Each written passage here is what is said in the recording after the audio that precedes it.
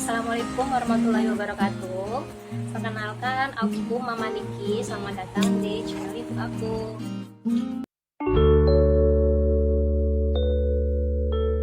Di konten aku yang pertama ini, aku mau sharing tentang beberapa gejala speech delay yang dialami oleh anakku sendiri, Mams.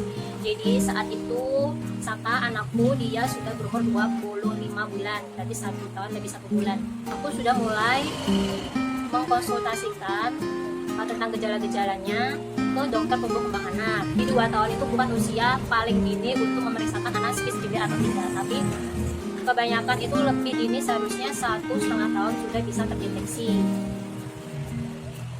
Kemudian apa saja sih gejala-gejala Saka? Setelah ini aku bahas satu persatu, Mam. Yang akan aku sampaikan ini itu gejala speech delay yang dialami oleh anakku Saka.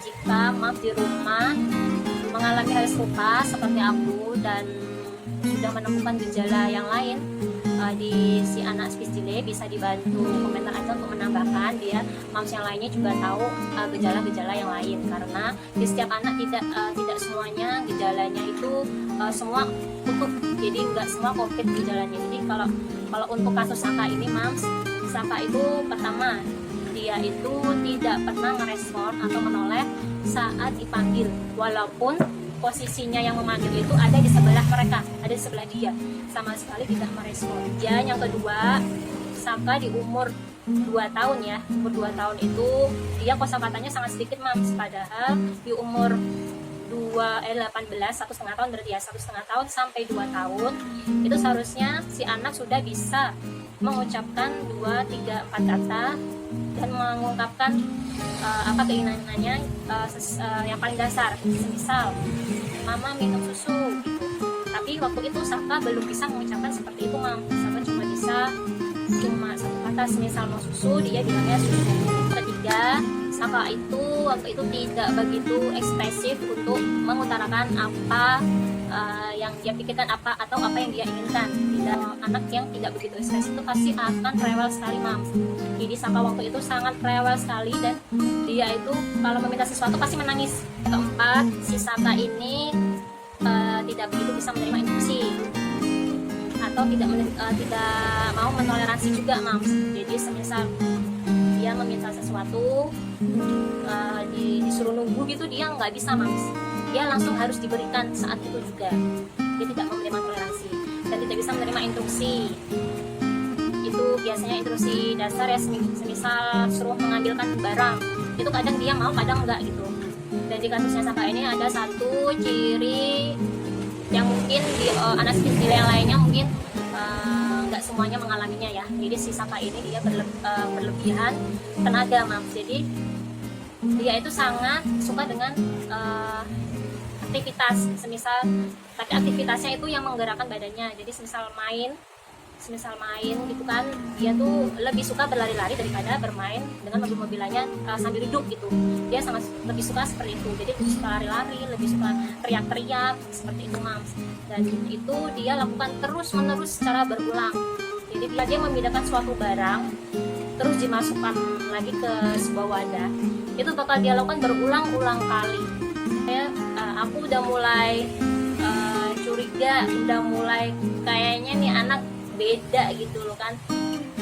Tapi dengan bertanya-tanya dengan semua orang tidak menjawab pertanyaanku itu, Mams. Jadi aku beranikan diri cerita sama suami, sharing sama suami, ya mengeluh juga lah. Soalnya menangani anak seperti itu pasti capek banget ya, Mam. Soalnya si anak gak mau ditinggal, rewel terus, jadi kita serba salah, jadi emosi sendiri gitu. Jadi kita capek di emosi juga, capek di badan juga. Waktu 2 tahun baru kesampaian periksa ke dokter tumbuh kembang anak. Jadi di situ benar-benar terjawab semua unek-unek, semua apa sih itu ya, kegalauan, kebingungan aku sebagai mama yang ciri-cirinya aku cari-cari sendiri di internet, udah mengira-mengira ini itu.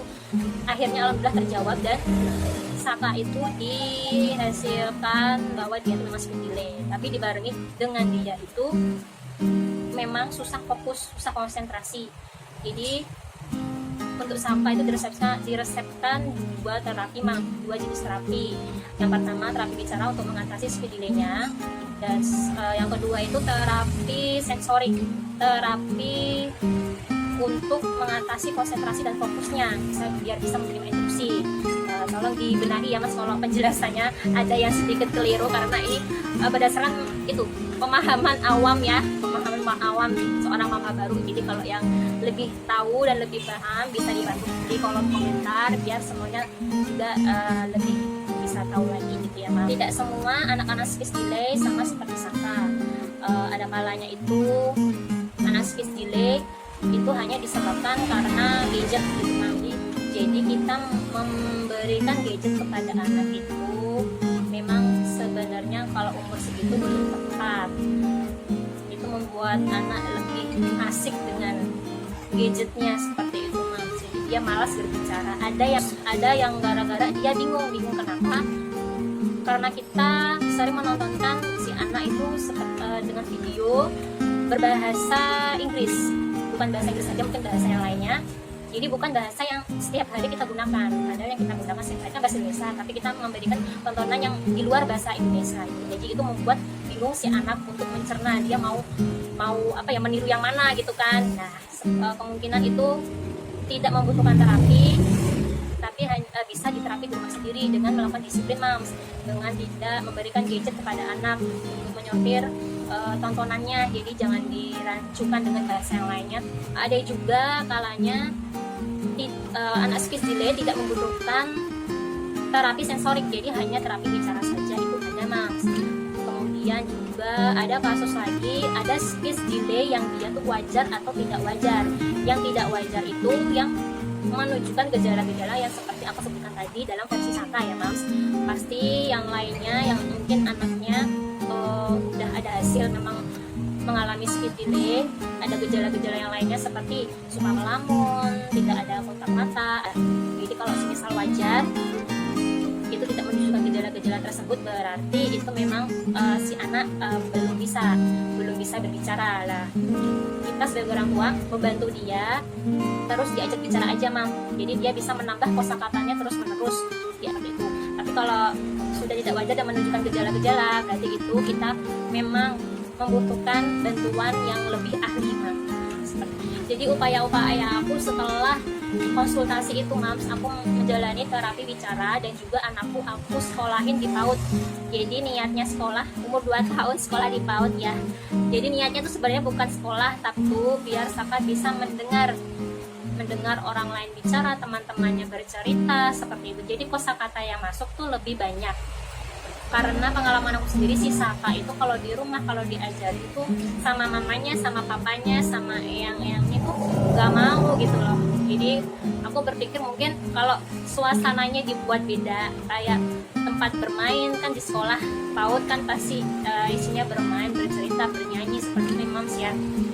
Kemungkinan bisa untuk Saka, dan alhamdulillah di sekolah PAUD itu alhamdulillah Saka bisa membaur dengan teman-temannya. Dari sebelumnya Saka itu sangat dia nggak mau Mam kepegang sama orang lain tuh, sama sekali nggak mau, dipegang dikit aja udah nangis, udah teriak-teriak, udah takut dan nempel mamanya terus. Tapi setelah sekolah di PAUD itu benar-benar merubah Saka, alhamdulillah banget. Saka udah bisa interaksi sama orang lain, udah mau bermain sama teman-temannya, dan juga udah mau lah dipegang sama gurunya, walaupun sesekali dia masih asik sendiri. Jadi sekolahnya main aja, nggak mau terima instruksi. Kenapa kok seperti itu? Karena si Saka ini baru menerima terapi bicara, terapi sensoriknya belum. Jadi seharusnya urutannya tuh terapi sensorik baru bicara Mams. Tapi karena di rumah sakit swasta yang aku ikuti terapi ini, dia itu antriannya tuh waiting listnya tuh panjang banget Mams. Jadi aku ngantri 2 slot kan, terapi bicara sama terapi sensorik. Yang ada slot kosong itu di terapi bicara dulu. Jadi aku nunggu itu nggak langsung besoknya terapi tuh enggak Mams. Jadi aku nunggu tuh hampir 2 bulan 3 bulan Mas baru dapet jadwal itu. Susah banget gitu kan. Dan karena kenapa kok mau nunggu selama itu? Ya karena aku juga pakai melalui jalur BPJS, jadinya mau nggak mau Mams, aku harus menunggu juga giliran, karena emang lainnya juga banyak kasus anak seperti ini yang orang tuanya menggunakan fasilitas BPJS. Jadi untuk Mams yang memang kendalanya ada di biaya, sebenarnya BPJS sudah mengcover semua Mams. Jadi dari konsul ke tumbuh kembang anak, ke tumbuh kembang anak itu sudah di cover BPJS. Selanjutnya terapi juga di cover sama BPJS. Waktu itu aku pernah sekali konsul tidak menggunakan BPJS, itu sekali konsul cuma 10 menit aja deh, kayaknya 10 menit kurang, nggak ada 10 menit itu. Kemarin aku 240.000 Mas. Kemudian waktu terapi juga ada yang cerita dulu itu, jadi biayanya beda-beda, ada yang sekali pertemuan 120, ada yang sampai 300 Mam. Jadi ya lumayan banget Mam. Makanya waktu itu aku langsung cari jalan yang BPJS itu, dalam alhamdulillahnya yang sudah cover semua. Jadi kan biayanya juga apa ya, udah tidak terpikirkan, kita bisa fokus ke anaknya Mams. Mungkin itu sedikit sharing aku untuk anakku yang speedily. Semoga bisa membantu Mams untuk mengumpulkan referensi yang mungkin anaknya juga ada gejala-gejala seperti itu. Terima kasih buat kalian yang sudah mampir ke channel aku dan udah nonton konten aku sampai habis. Semoga bisa bermanfaat dan bisa menjadikan referensi berpikir untuk mengajukan tindakan yang lebih tepat untuk ke anak kita ya Mams ya. Bisa dibantu share ke teman-teman semua yang memang lagi membutuhkan dan mencari info-info seperti ini, dan juga bantu like, komen, dan subscribe untuk buat aku lebih semangat lagi membuat konten yang lebih menarik dan lebih bermanfaat lagi buat semuanya. Untuk membangun aku lebih baik lagi, bisa dibantu kritik dan sarannya melalui komen atau bisa melalui email yang aku cantumin di description box. Bisa dibantu agar lebih bisa baik lagi untuk menyampaikan konten-konten. Jika ada salah kata dan penyampaian dalam materi yang aku sampaikan tadi, bisa tolong dimaafkan karena memang yang aku sampaikan berdasarkan pengalaman dan pengetahuan awam Mams. Jika ada yang lebih tahu dan ahlinya, bisa dibantu dijelaskan di kolom komentar untuk lebih membenarkan lagi.